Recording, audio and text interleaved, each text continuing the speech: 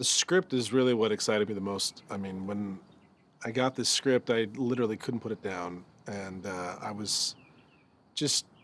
It felt like a Greek tragedy to me, like this family trying to figure out, this immovable force that's happening and whether or not it's real or not real, and the conflict within them fighting against each other, trying to, process what's happening.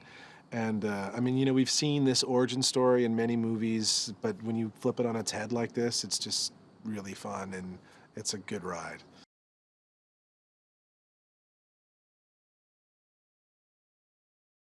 It wasn't just a typical horror film, that there was this other side to it, and you add the sci-fi element into that, and then you're just like, on a whole sort of original idea that, to me, I mean, I don't, you know, I can't think of another movie like this. I mean, I kept, when I'm trying to describe it to people, and I'm like, it's like this movie meets that movie, but everyone's like, what? Like nobody could put the two and two together, and which is what is great about it. Like that's the thing that's fun about, there's so many movies you go, oh, well, yeah, it's just like A, B, and C, and you've seen it a million times, and it's hard to do something fresh and new with that. But this was on another level.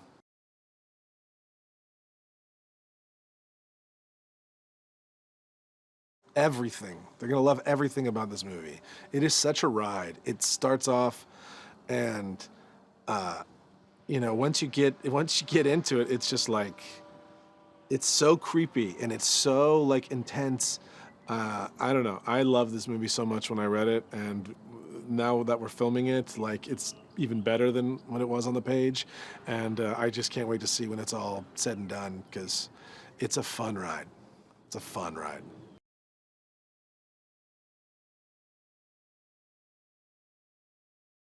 This movie is not what you expect it to be.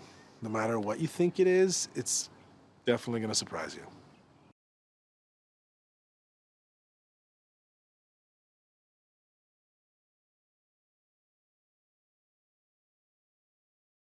We all, united around this vision. I had a vision for the movie that I wanted to tell, and I'd get in the room with them. We'd all sync up. We'd have these conversations, and then it just felt like we all just held hands and walked in the direction. And there was something really great about it. Everyone was so supportive of each other.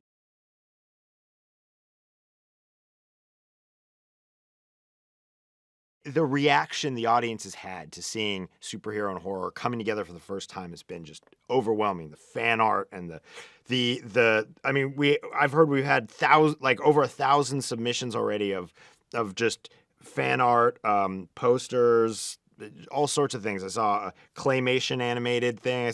It's been overwhelming. And I think so much of that is a response to this idea, this core idea of like, okay, we've seen altruistic superheroes acting on behalf of everyone all the time with best intentions. Now let's see a superhero acting on real bad intentions and misusing their powers.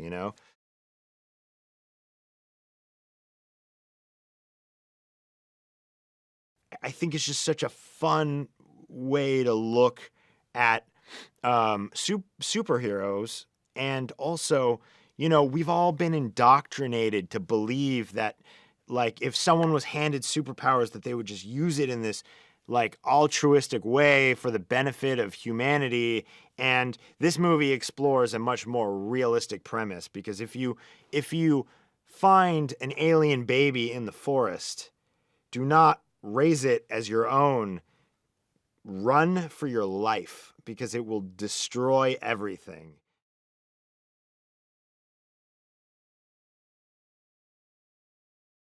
When these dark, weird moments happen in the movie, you really feel the audience, and it starts to feel like this communal experience.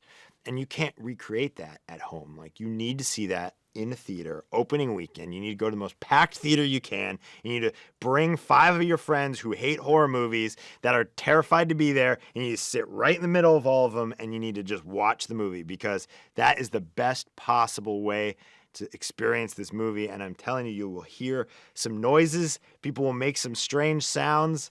They will hate you a little bit, but it'll be a lot of fun.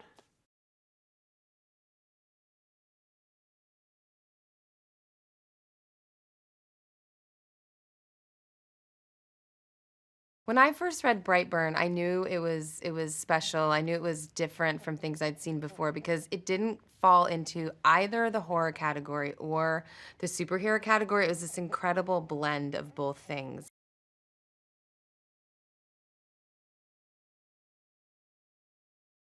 Brightburn is it's a hero's origin story. That's really what it is. It reads very similarly to the origin stories of any of our superheroes that we've all come to know and love. But there's a great twist. And it's in that twist that the excitement and the sort of newness and freshness of the idea really comes out.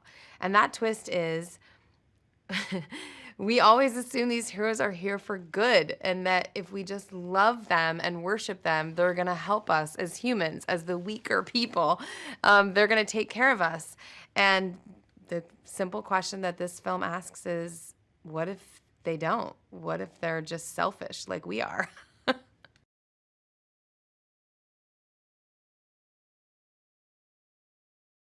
He has an incredible sense of humor. He has a great POV on the world.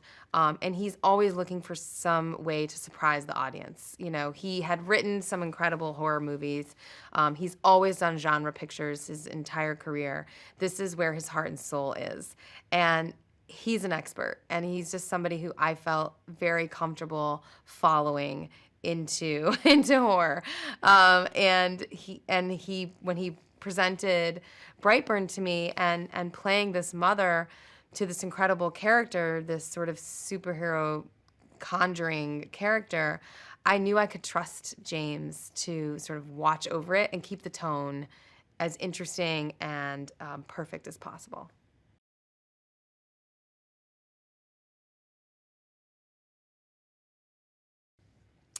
So as Tori, I am the mother to Brandon, and he's just an everyday kid, a really adorable, delightful young boy that we've been raising since we found him slash adopted him. We love him. We prayed for him. We wanted him. He's a wanted child. He's a loved child. And he's turned 12 and he's hitting puberty and he's going through some changes. And the thing that I have to deal with is I have sort of mother blinders on, which is that I can't quite see that the changes he's going through are more serious, more destructive than I want to believe them to be. And I know deep down he's not like us. And the question of the movie is, what am I going to do with that information?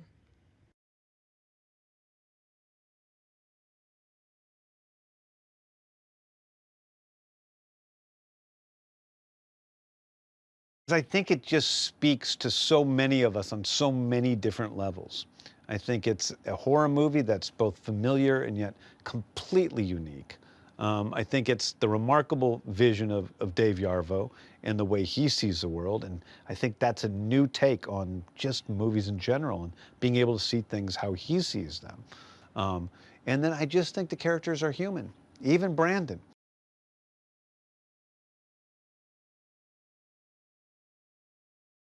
I've always known Dave as an incredibly insightful, smart guy who also does his homework. And I think he probably watched 1,000 horror movies before this. And he has a way of taking them apart and, you know, piecing them back together in a way that he knows logically what he's doing.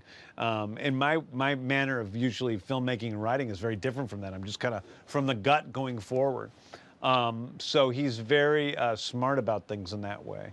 But I wouldn't have made this movie with him if I didn't believe he could do a great job.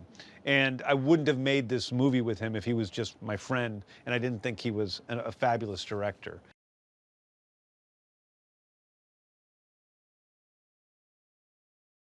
I love this movie because it is an entirely new take on the superhero genre. It is something we have never seen before. We've come at every angle of the superhero movie that we possibly could, and this one is just completely different. It's coming at it from a pure horror angle, pure horror. And that's a totally unique way of coming at the superhero myth.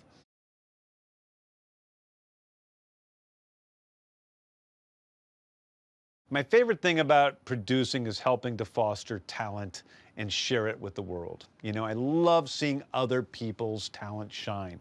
And in this case, I get to show people Dave Yarvo's great talent at directing. I get to show them a great script by Brian and Mark Gunn. I get to show them my old friend Elizabeth Banks back in action. New kid Jackson coming in, you know, Meredith, even the other producers like Dan and Simon and what they're contributing to all this.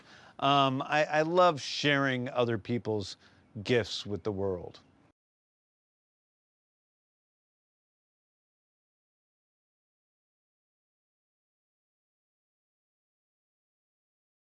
The second we decided we were going to make this movie, it was Elizabeth who would play the part. She's, you know, she's a mother herself. She has 2 boys, so you can see that, you know, kind of that reality in her performance, and yeah, those maternal instincts kind of, I feel like they live on the surface with her.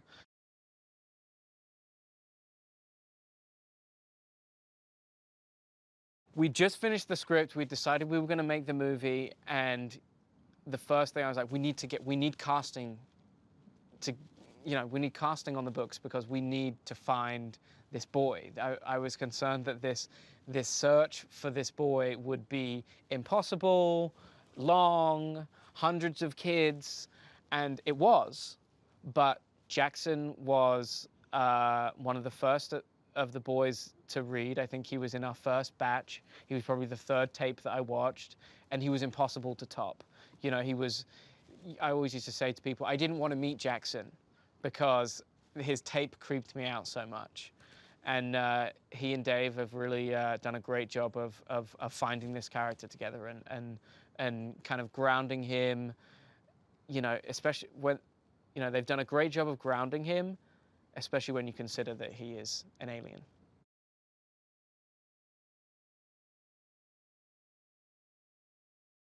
I think people are going to love to see this movie because it's a superhero origin story about a kid that doesn't necessarily become a superhero. You know, perhaps he just becomes a monster.